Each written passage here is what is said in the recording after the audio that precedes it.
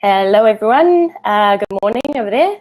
I hope we're doing well today. So Sean from the Kiwi Landing Pad, and today I'm super excited to have Tarik with us, another one in our Kiwi founder stories. So we're up to 6, which is very exciting. This whole thing is all based on feedback we had from our community that they wanted to hear from people who have been there, done that, or who are doing it. As we know, the approach to expansion is pretty tricky, and so I guess we wanted to hear from people themselves about how they're going about it. So over to you. Do you want to tell us a little bit about yourself? Yeah, absolutely, Sean. Good morning, and thanks very much for having me. So, as Sean said, I'm Tarik Mallett, CEO of Mobi2Go. So at Mobi2Go, we're an online and mobile ordering platform for hospitality.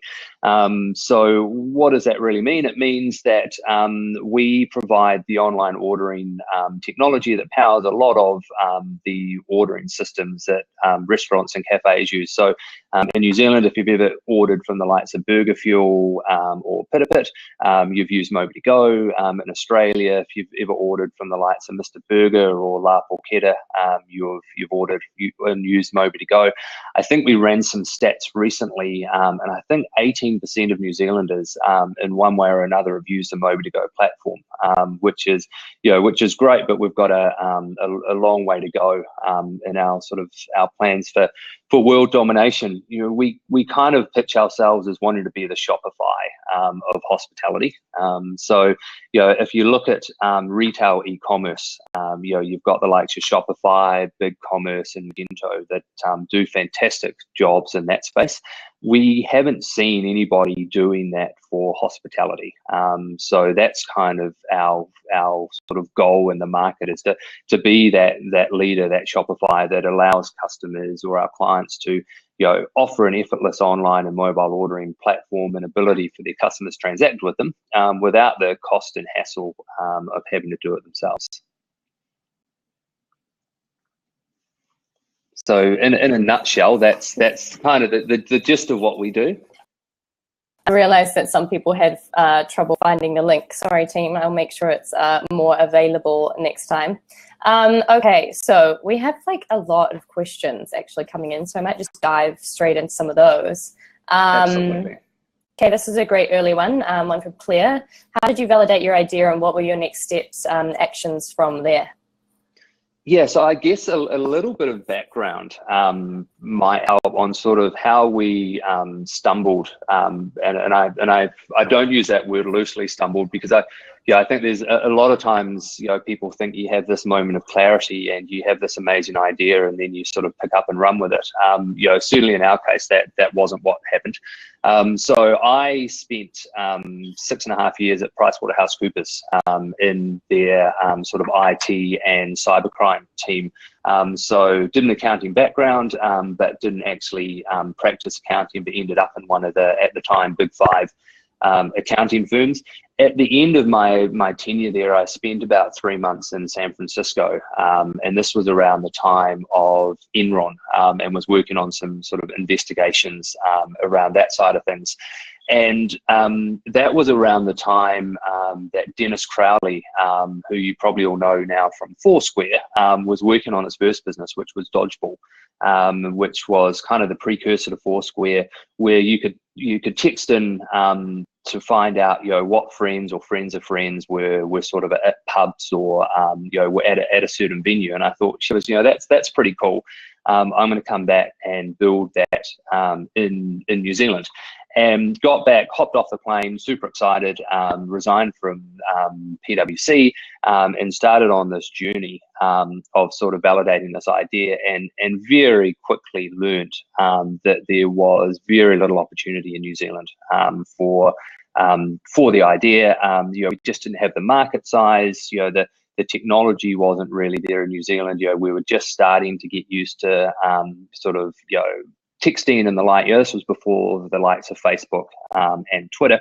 But what we did identify was that there was an opportunity to create a product that I sort of built on the side and forced myself to learn to code with a million books on ASP.NET and all those wonderful things. So yeah, I'm not a developer or a coder by trade. I forced it. I know enough to be dangerous, and that's about it. So built this product called Group Text, which let customers create a group that then people could text into to join, and then they could do a text blast out.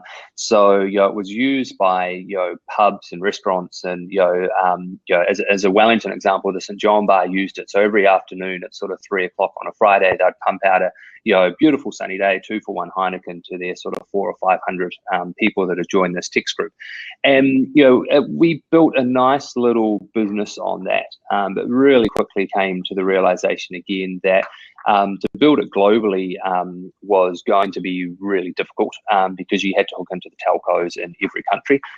This was well before Twilio, and hindsight's a wonderful thing because you could actually argue that we had the opportunity to build Twilio, but never had that foresight or execution. And equally, we were wholesaling text messages off the telcos for around 12 cents, and we were selling them for 13 or 14 cents. So it was a hard business to make a lot of money in. But we had some great customers, did some really good sort of deals with some of the large supermarket chains and electricity industry, etc. But really came to the conclusion that there wasn't a huge opportunity for global domination. But what we did have, having sort of a hook into hospitality, and I had a background in hospitality with my parents running cafes and catering companies as I grew up, and spending Sundays baking cakes and the like to help them out. We started having customers come to us and say, hey, we would love for our clients to be able to text in for a beer or for a coffee. And we kind of knew that text wasn't the right medium to facilitate those transactions, because what did you do with it when it got to the store? How did you interpret it? So many reasons it was a bad idea. But we kept getting asked these questions, and so what we sort of did is kind of went, hey, there might be something here. And we started talking to some clients, and we started getting the idea that maybe these clients want to be able to allow their customers to transact with them, outside the four walls of their business, but don't really know how to do that. So we started building for our first couple of clients, these online ordering systems, and we pretty much morphed into a digital agency. I think our sort of first 5 or 6 clients were sort of 3, 4, 6 months long, projects where we built this solution to allow them to provide online ordering, and as we kind of kept doing that, we got more and more interest from the market, and we got more sort of interest from overseas for what we were doing. So our sort of validation of the idea, was we stumbled across this. It was kind of a side project to start with to sort of scratch an itch that some of our clients had. It felt like there was more opportunity, going down this path than there was to sort of continue on with the texting side of things. And we got to about our 6th client, and we went, Shivers, there's more and more people asking for this. There's obviously something here, but we can never scale what we're doing now as kind of that digital agency side of things. We were very much, custom building, every solution. It was taking 4 to 6 months. We were never going to be able to dominate the sort of global markets with it. So about 4 years ago, we stepped back and said, look, if we want to keep doing this, we really need to rebuild the solution. And SaaS was coming online, at that stage as, the cool thing to do, and it was a perfect fit for our model. So what we ended up doing was pretty much stepping back for 18 months. And it was a really hard 18 months because we basically said, look, we're not going to take on any more revenue. Our small team of, I think, about 3 at that stage, basically sat there and for 18 months rebuilt the system from the ground up as something that, was more attuned to that SaaS-based model. So I guess sort of in answer to that question, we absolutely stumbled across, Mobi2Go, and the market validation was, scratching that itch and just having customers starting to pick up and run with it. And as we do today, just continuing to build momentum and go, look, there's an opportunity here. That's a really good answer, and it covers a lot of your background, which is perfect. Question I have on that is, we see this quite a lot at the Kiwi Landing Pad, where we have, people who do have agencies, and then they were like, oh, there's a bigger problem here that we could actually solve. But how did you, I guess, what is the mindset, and how do you go from being an agency to a platform, and what is the shift? And I had this conversation with a startup the other day where they are running quite a successful sort of influencer marketing agency. And then did you notice, did your customers stay with you, or did you end up with an entirely new customer set as well? So the customers that we had, or those sort of first 5 or 6, we still have them today, which is fantastic. The customers that we had when we were doing the mobile marketing side of things, we literally sunset that product and turn those customers away. And I think that the real struggle, especially internally and at a business level, that we had around that decision was, we've got this revenue coming in from this texting product, which is, it wasn't an insignificant amount of revenue for a small business. We were, in the hundreds of thousands of dollars of sort of yearly revenue. But equally, we saw the likes of Twitter and Facebook coming as well. And if I was being honest, I'd be like, why would you pay us a couple of $100 a month to have this group that people could text into, so that you could do a text blast out, when you could just set up a Twitter account and do all of that for free, or have a Facebook group. So and I think we saw the end was coming to that product. But equally, in the sort of the digital agency side of things, we were doing some good chunky bits of work that were nice services revenue. And I think the toughest decision we made was to say, look, if we really want to give Mobi2Go an opportunity to fly, that has to be our core focus. And if we don't forget about everything else and focus on Mobi2Go, then it's not going to have a chance. And so we literally for 18 months gave up all that services revenue, went back to sort of running on the smell of an oily rag and bootstrapping, and building it from the ground up with no revenue, because for that 18 months we didn't bring on many, if any, customers, because the product just wasn't capable of doing it. So there was certainly some really interesting discussions and stresses sort of at the business level on, hey, we've got no revenue. We're living off the small amount of revenue we're getting from our existing clients, but if we want to do this thing properly long term, we've got to make that decision. And I was talking to a business last night, in Australia, and they've got exactly the same issue. They know that their product's not quite right, but for them to focus on getting that product right, they have to give up, or haven't got the resource to do that, and their services revenue. But services revenue is what keeps the lights on and pays the staff. It's there's so many inflection points on that journey until you kind of figure it out. But that journey is sort of different for everyone. How did you conquer early sales? That was, again,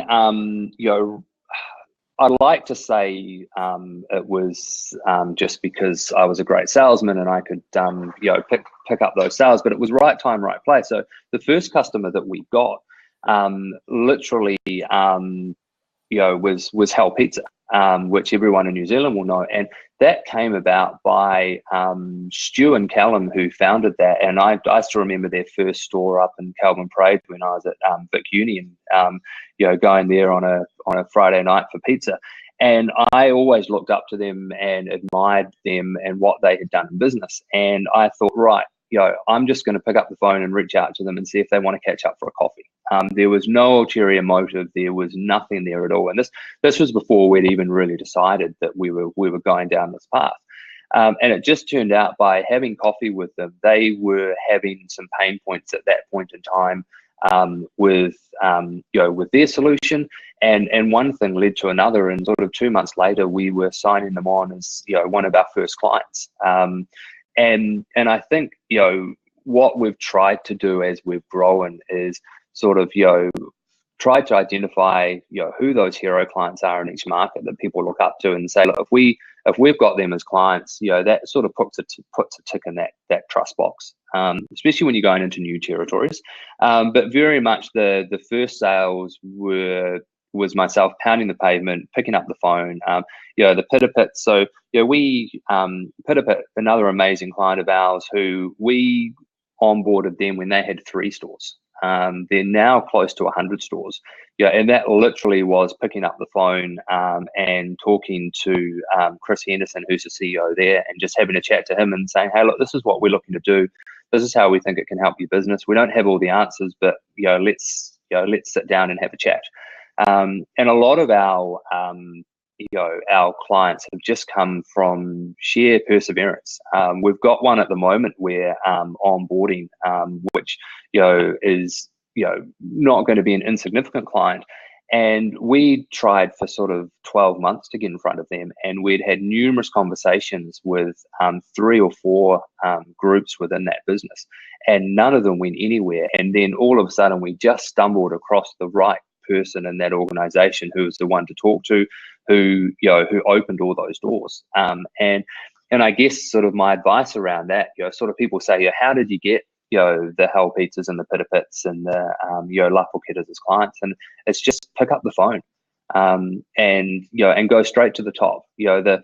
As long as you're offering value, the worst thing that the CEO is going to do is tell you to piss off. But more importantly, or more often, what they do is, they say, hey, look, it sounds really interesting. You need to go and talk to XYZ. And they will put you in touch with someone, near the top of the business that has, the opportunity to make those decisions. So often you hear of people going, oh, we're just going to go in at the bottom and try and work our way to the top. And that's the easy way, but it takes such a long time, and so much of it is just good luck and stumbling on the right person that can make and drive those decisions.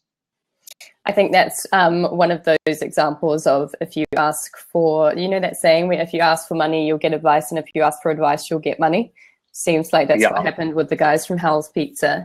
So on that note, I think given that in New Zealand, we do have a accessibility to people that is not as common elsewhere in the world. It seems like New Zealand was actually one of the best markets for you to possibly actually start in when you were choosing a market. Would you agree with that? And are you going to keep sort of getting market share in New Zealand? And then what's your sort of expansion plan from there? Yeah, look, I think for us, naturally, we're really lucky.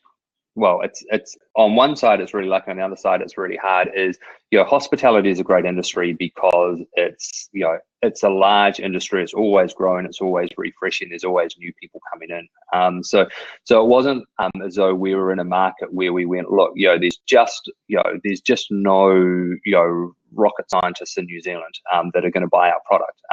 So we were really lucky that we even in New Zealand there is a massive market for our product. And look, I'd like to say, and I guess I'm proud to say, we've got a lot of the sort of the key brands in New Zealand using our product, but equally there's still a lot more in this market that we that we need to achieve, and a lot more growth in the New Zealand market. So one of the tricks for us is obviously as we grow and we've got global ambition, is not to forget about the home market, and not to take that for granted, because so often you see companies that go, great, we're going to go into the US now, and they spend all their resources and time and energy on the US, and then suddenly forget about all those amazing customers back home that were the customers that allowed them to get to where they were. So we're really conscious of that and really grateful for the clients we have in New Zealand, and we're very focused on obviously growing the technology and functionality that they have, and also growing our market share in New Zealand. And look, we would be sort of just jump between sort of topics and questions and the like. One of the decisions we had when we took on our rounds of funding was, we've got a really nice New Zealand business here. We've got a great market in New Zealand that we could very comfortably have a nice decent sized business in New Zealand, but we've got an opportunity with our product to go global. So one of the decisions we made when we took funding was, we've got this opportunity. It would be crazy for us, not to run with it, as fast and hard as we can.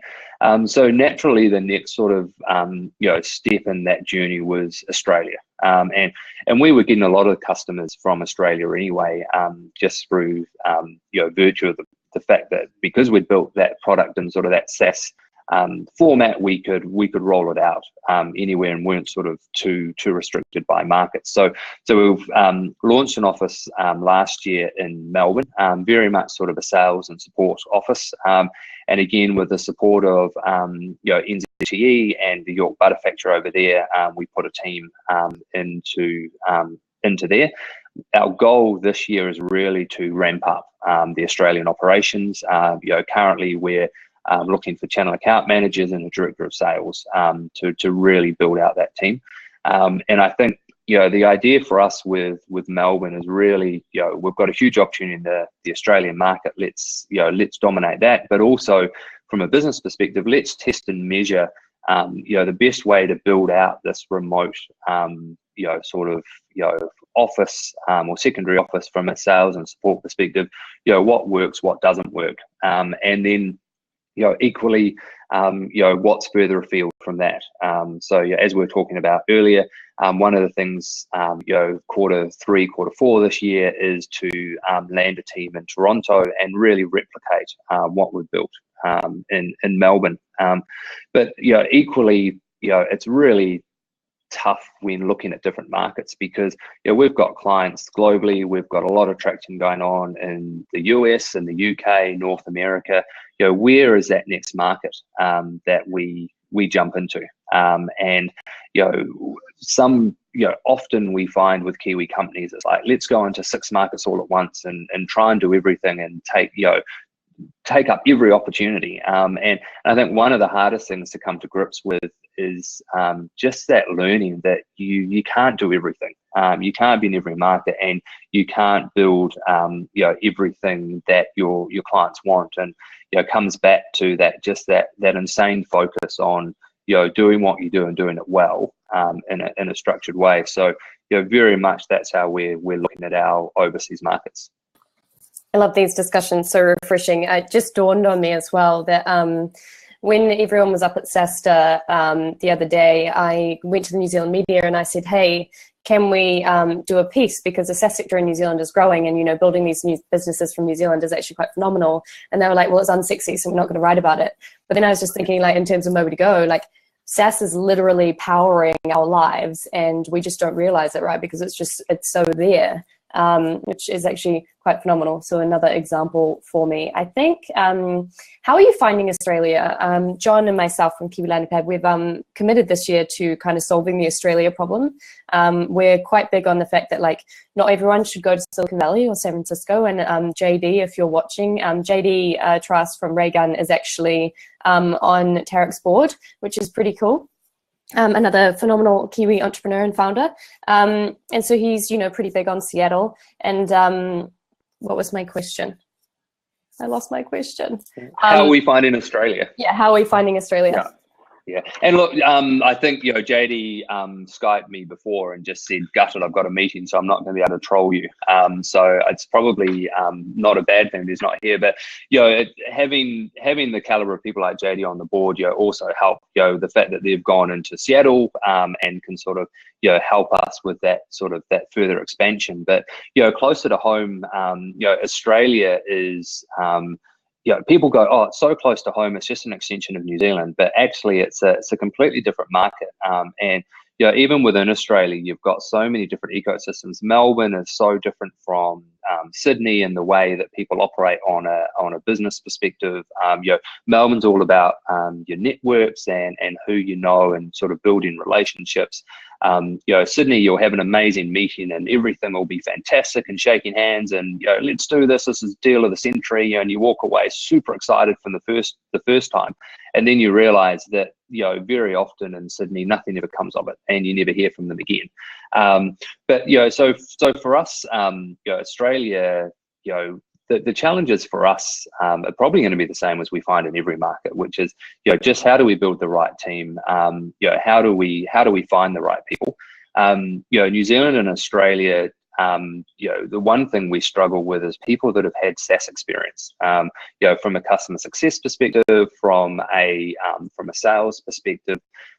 We just don't have the success over here or the experience because it's too new. We haven't had that many exits, that many people that have sort of experienced hyper growth companies in Australasia. So for us, the struggle is when we want to bring people in to do customer success, sales, even marketing. We'll go out and hire a marketing person. And we'll get some amazing people, and they'll be really talented at a corporate level, and they'll be really talented from building a brand and at a certain facet of marketing. But what we don't find is those kind of people, and almost that we've faulted ourselves by looking for a marketing person when actually what you need is someone that's more into lead generation. So someone that's not so much about building a brand, but someone that can come in and say, look, we're going to try these 12 different things and take on the bullseye approach and, give everything a go and work out what works from a marketing perspective. So we're really lucky that, we've got an amazing marketing manager on board who started this year, who's come from the US and has had experience for 5 years in SaaS and understands, content and experimenting and growth hacking and all those weird and wonderful SaaS things that on this side of the world we just don't have that experience in. So I guess the biggest challenge with the Australian market and New Zealand is just finding people that have had that experience. And I think as more people come back home and have had that experience overseas, we will get that, and hopefully there will be some great exits from Australia and New Zealand where we can build some of that talent. The other struggle with Australia as well is, we get great support from the likes of NZTE and things, and there's great, market validation programs and funding for every other market in the world except Australia. And I think there's a number of reasons for that, and they're working on options around that. But Australia is still an expensive market to get into, if you're doing it from scratch. That's an interesting insight. We might be able to be useful with some of our community that we're sort of building up at the moment. You're not alone with your sort of hiring stuff. I've had a few conversations with Kiwi founders where they are really struggling to find customer success and marketing talent. And I don't think we have like an experimentation in like the marketing and sales stack in New Zealand of like what actually works. And it's like if you're coming from corporate, you're used to having budgets, whereas budgets can actually be kind of counterintuitive for like SaaS marketing and stuff, because you're more focusing on like moving things along, and there's so many different pieces that fit into the puzzle. Interesting insight that I was thinking about today that I actually shared with Ailey from Cami HQ was that I used to work for Vodafone, and they put their customer success reps through quite a vigorous training program when they have to answer all those calls. Oh, it looks like we've lost him. I'll continue on. And so basically what happened was that the customer success people who come from Vodafone in these telcos can be pretty useful, for going into their sales teams and customer success teams at startups. Are we back? Just going to pause until he comes back in.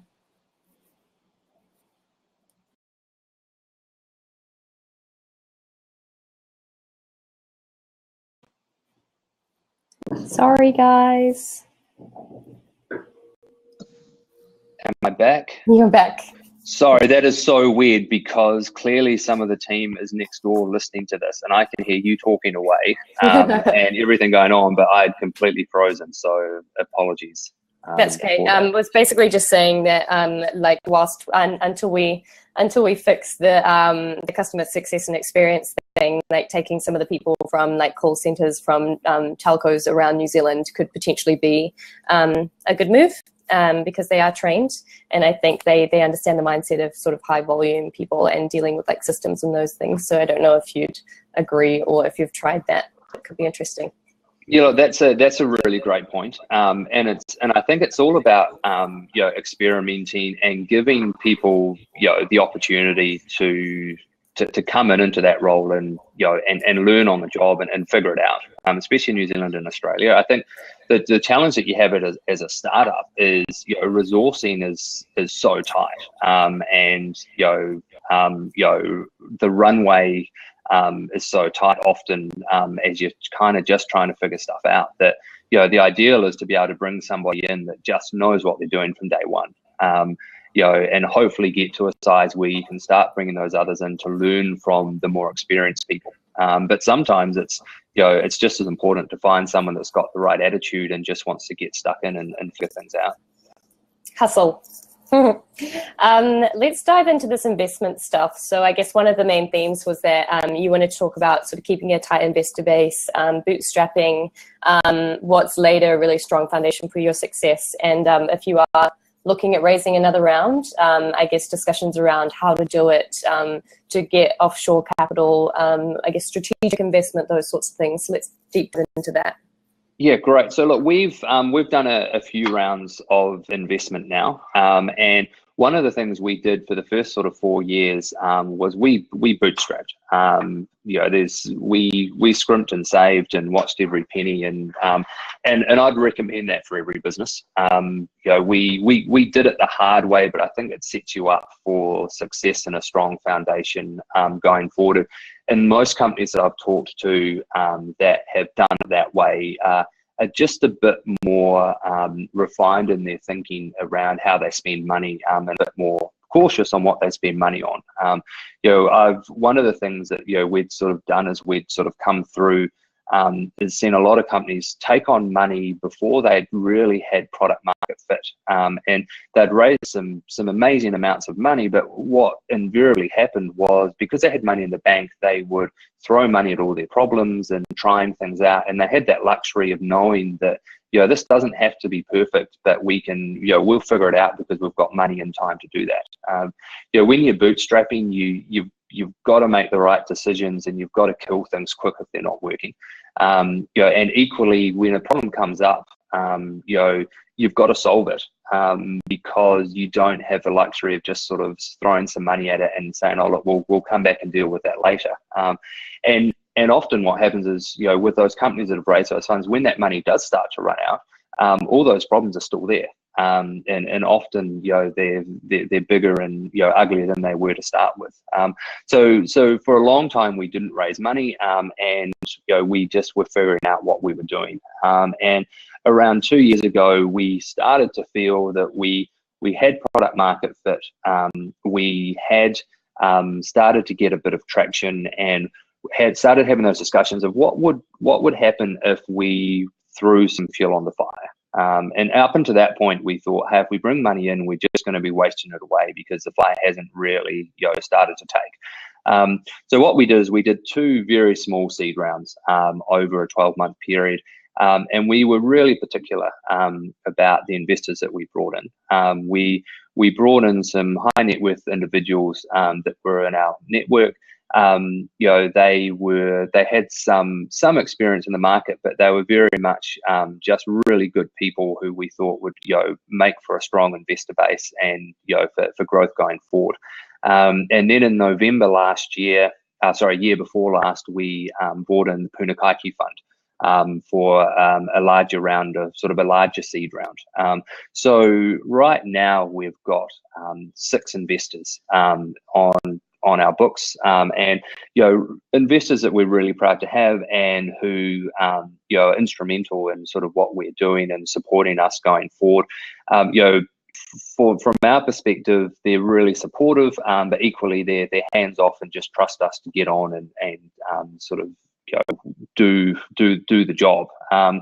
And one of the decisions we had was, do we go out to an angel network? And there's some great people out there in the angel networks. We felt for us, we would rather approach people personally and sort of build that relationship. The benefit of that, as well, is it doesn't mean that we've got 40 or 50 people on our investor register, and it also doesn't mean that we've got 40 or 50 people that we need to sign off on things, or that equally want to get excited every Friday on how the week's been, and sort of intimately be involved in the business. So one of the decisions we're sort of crossroads we're at now is, when is the right time to go out for another round? And that's something that we're looking to kick off probably in the next quarter. And for us, it's do we do another smaller round, or do we go out and do a good Series A and put some fuel in the tank for sort of the next 18, 24, 36 months? And everyone smart that you talk to says just raise a decent chunk now so you can forget about it, because everything you read when you first start going out to raise funds is just a complete time suck. And you sit there and you go, oh look, it can't be that bad. I can manage being a CEO and do all the hiring and raise funds at the same time. And the stark reality is you just can't. It literally takes all of your time.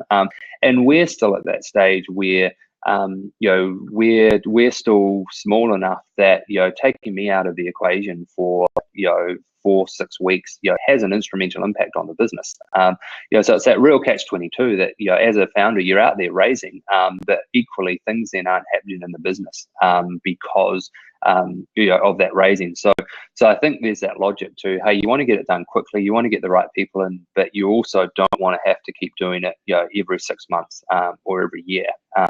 This round I think is going to be will be completely different from the last round, because we're 18 months further ahead. We're a lot stronger in product, we're a lot stronger in team. When we did our last round we were 8.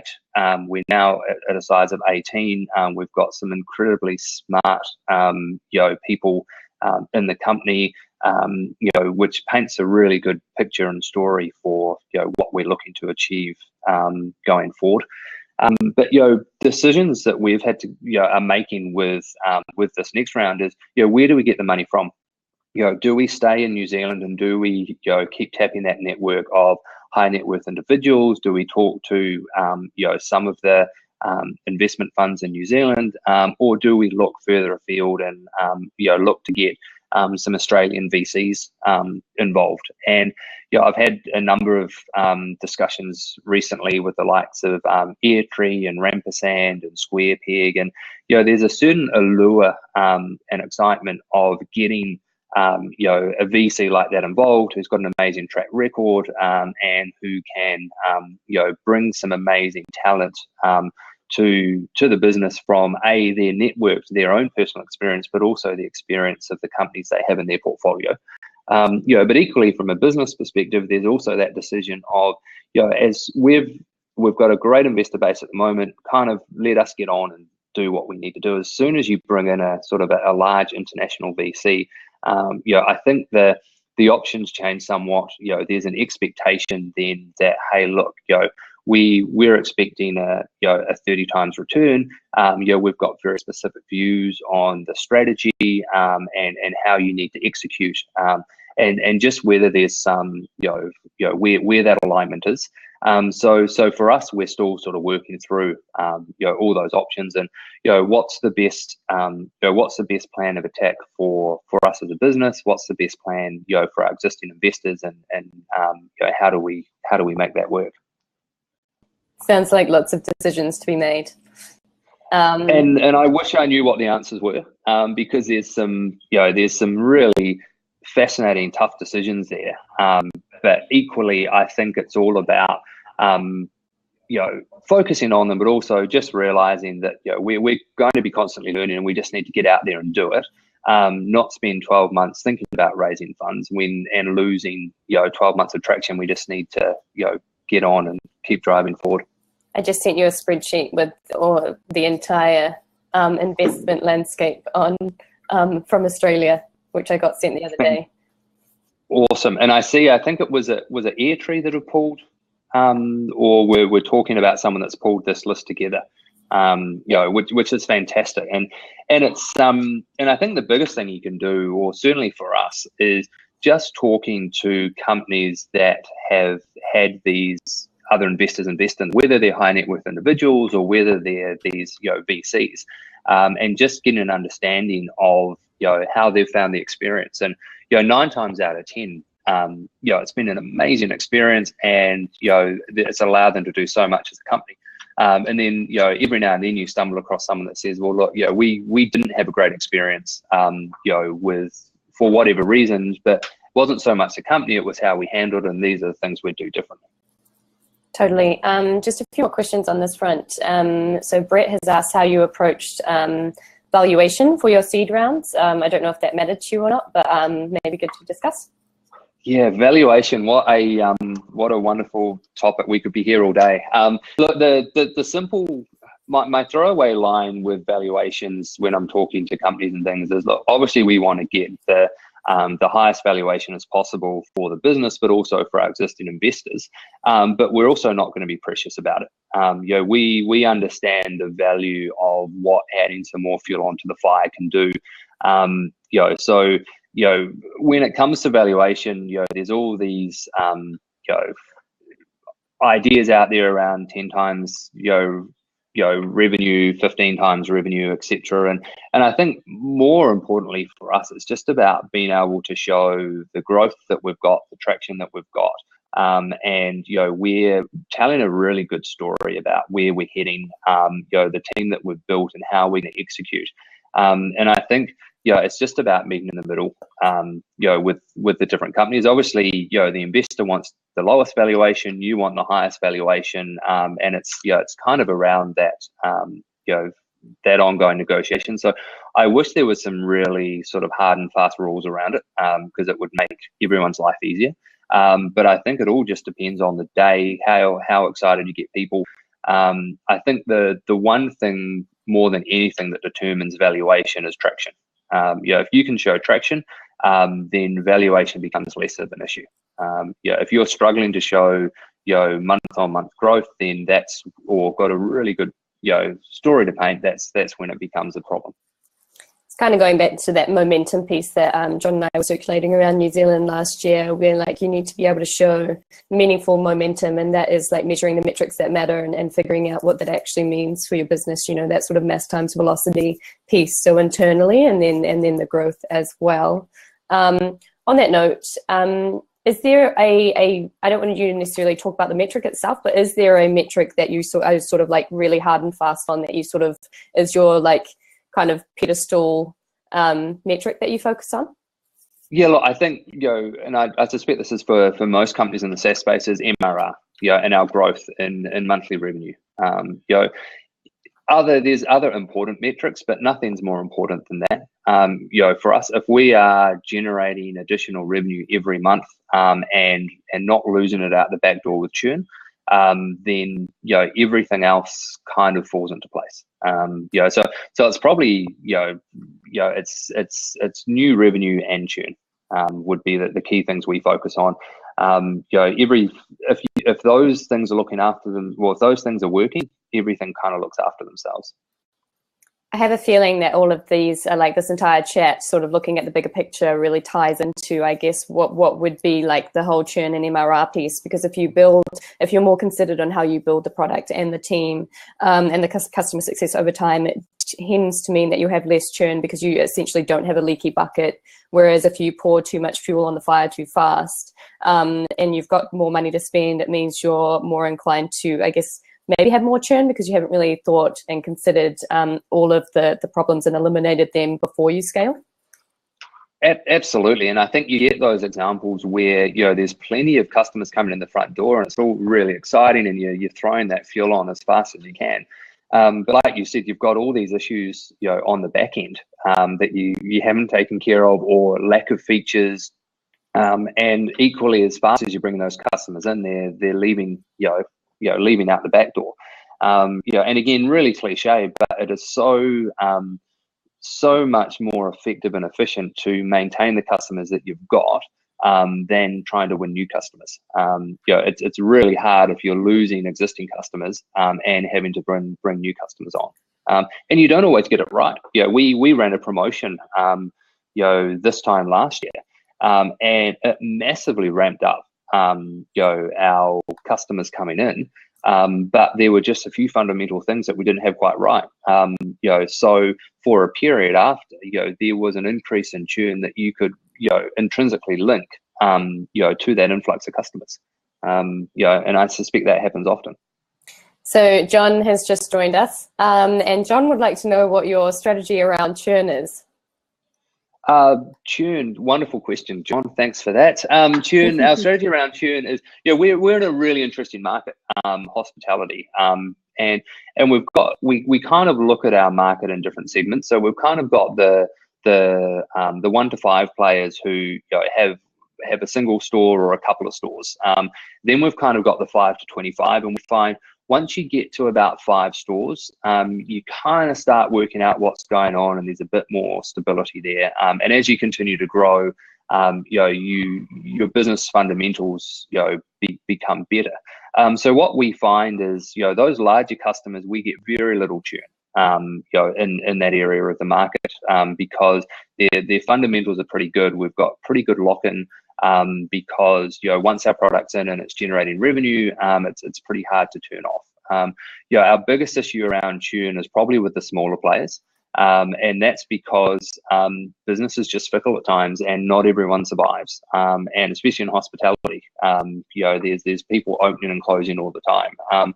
So we've got pretty low churn compared to industry standards, from all accounts, mainly because we've got really good stickiness and lock-in with our product. But certainly the majority of our churn happens with those 1s and 2s. And the challenge for us and strategy around how we manage that churn is, how do we spend more time working with the larger players, but also provide the functionality and capability for those 1s and 2s to just come in and not be as expensive to onboard or maintain within the system. So when they do churn, the impact's not as high. Good answer. Okay, I want to kind of deep dive into your expansion plans for the rest of the year, because I think it's quite interesting. So we did a flat white meetup the other day where we got some founders together in Wellington, and we were talking about expanding to different markets, and if remote teams work, how you should set them up. And I think from the Kiwi Landing Pad perspective, we used to have a few people who would expand. They'd put one person in the landing pad, and then they would sort of expect that person to perform. But what ended up happening was that the founding team and the rest of the team was back in New Zealand, and then this one person was sort of handicapped by the speed at which they were running at, that the New Zealand team couldn't happen to support. And also it's kind of lonely, and you have some pretty insightful information on this. Do you want to talk about Toronto and stuff? Yeah, absolutely. So as I sort of touched on earlier, we've got a lot of traction coming from customers and partners in sort of North America and Europe. And one of the challenges that we've got is, how do we effectively close those deals, and how do we effectively support and manage them and give them an amazing experience once they're up and running. And that's really hard to do from New Zealand, and Australia, from a time zone perspective, and also from just a perception perspective. Even just having a local number in the US and Canada, gives a huge advantage to sort of that perception. So last year we decided that, look, this is something we need to start investigating. We need to get some people on the ground in those time zones, and where's the best place to put them. Long story short, we decided on Toronto because it encompasses a number of time zones. It's I think the sort of stat is 80% of the US is a 2-hour flight from Toronto. Toronto is really startup friendly, and it's a beautiful city, and it's a real pleasure to hire over there. As an example, looking for customer support people in Toronto, it's a vocation over there and a lifetime job that people are really passionate about and love. What we find in New Zealand and Australia is, people use support as kind of a stepping stone on the ladder and into the business.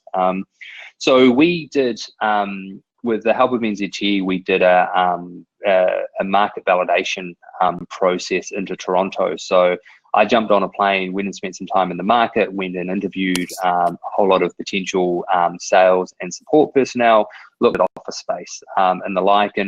And one of the challenges that came down from the board was, this is great, it all sounds really exciting, but how certain are we that if we put people on the ground in Toronto that the revenues will come?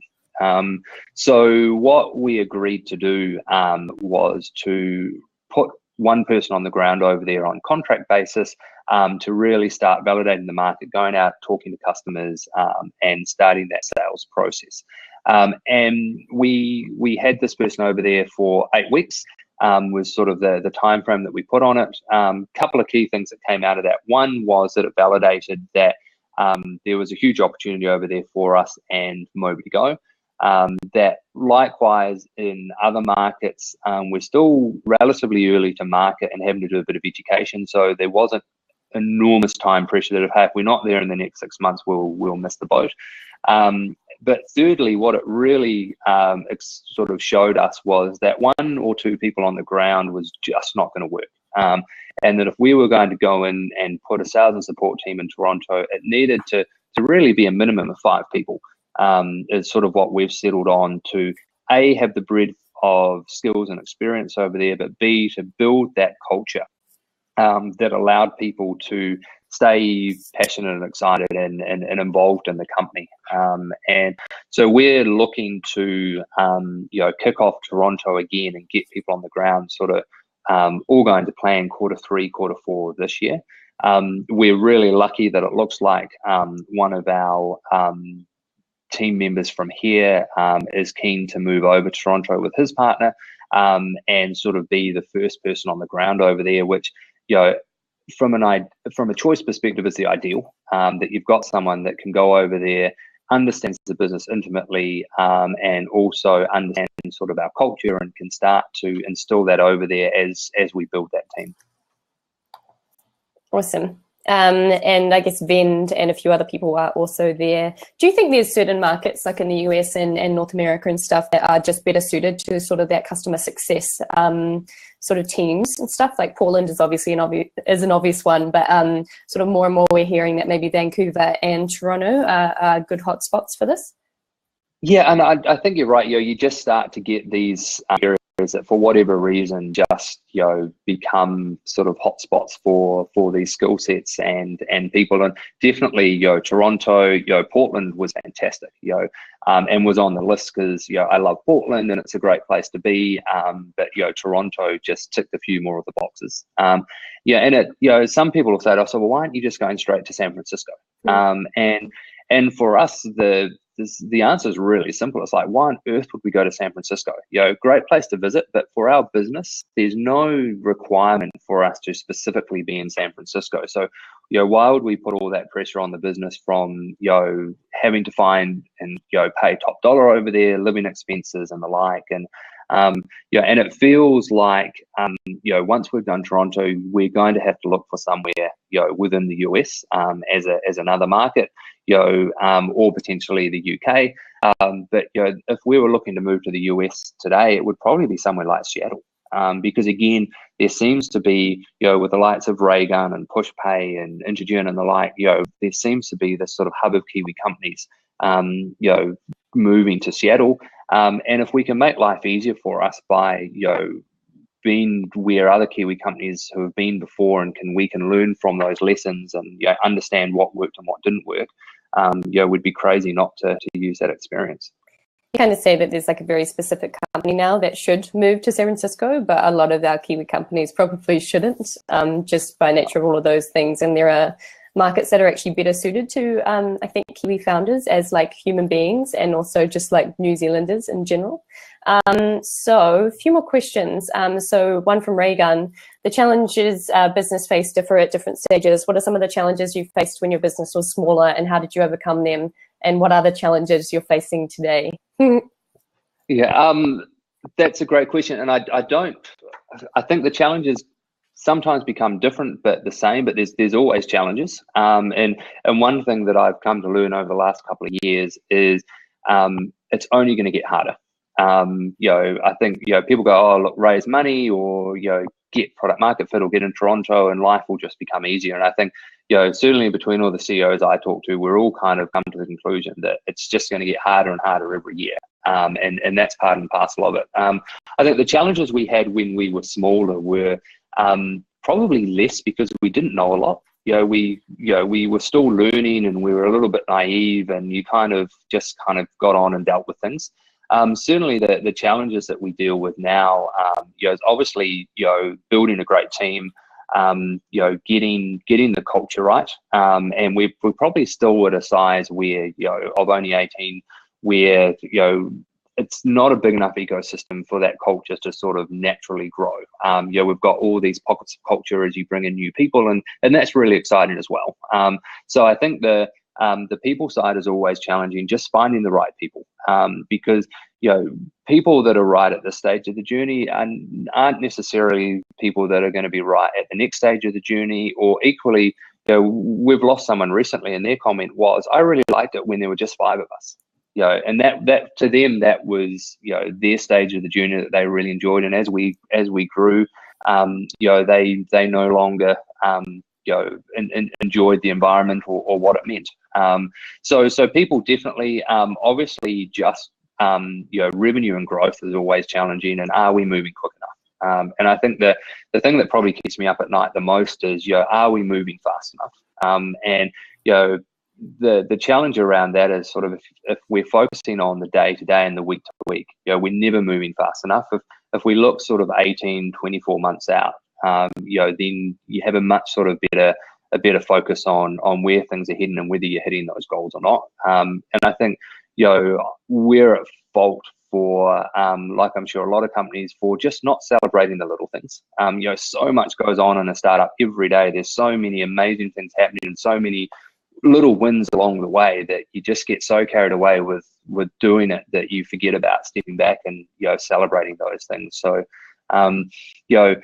specific challenges is really hard to sort of articulate, other than there's just so many challenges every day, and they will continue.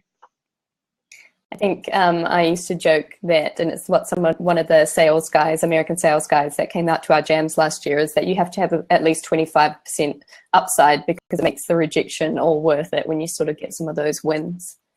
Yeah, absolutely. A few more questions and then we'll let you go because you have a business to run. I think as a founder, something I guess you sort of touched on your themes about like imposter syndrome and it's hard and lonely and those sorts of things. I think there's a question here around confidence. So what were some of the key things that you found that gave you confidence to have a sellable solution globally, I guess professionally and personally?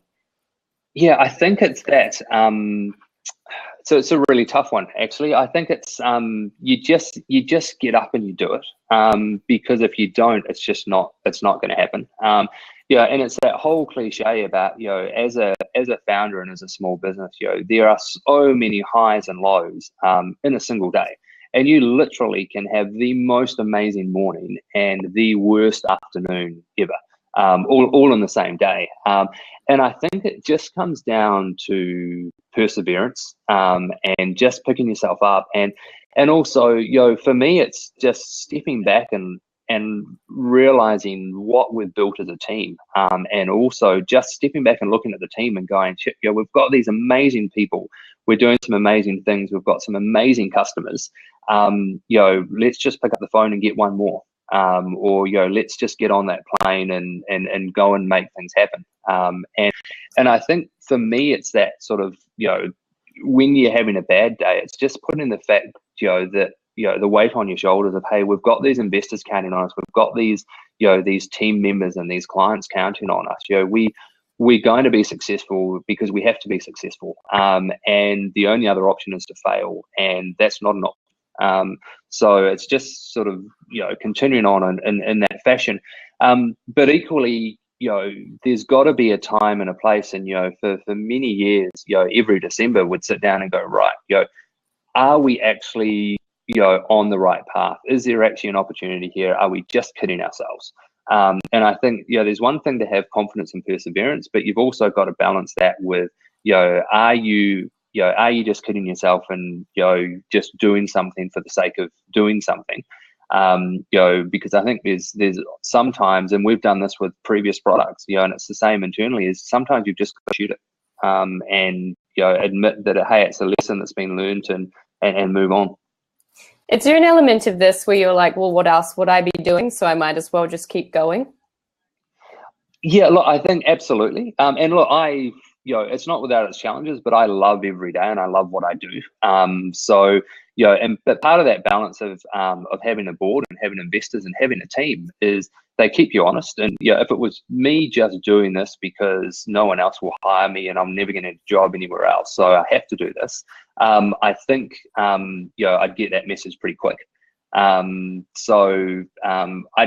of the things I can't wait to do is, once this all goes well and we exit this one and move on to something else, is just taking 6 months and going working as a barista in a cafe and just talking to people and not having any pressure. My pressure is going to be how well I extract that that next shot, rather than all the things that you deal with on a day-to-day basis. So we'll see you in Portland then. Oh, wouldn't that be amazing? Okay. So I guess the last thing is often, there's a lot of information flowing around and we sort of get told the same things, and it's good. Often we're not actually ready to hear them.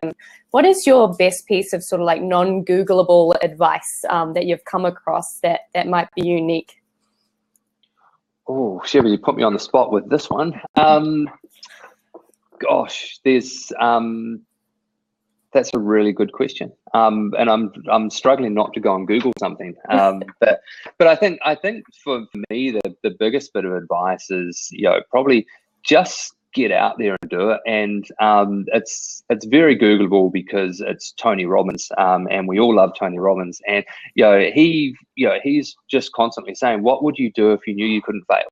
And I think that comes back to that confidence question. The worst thing that people can say is no.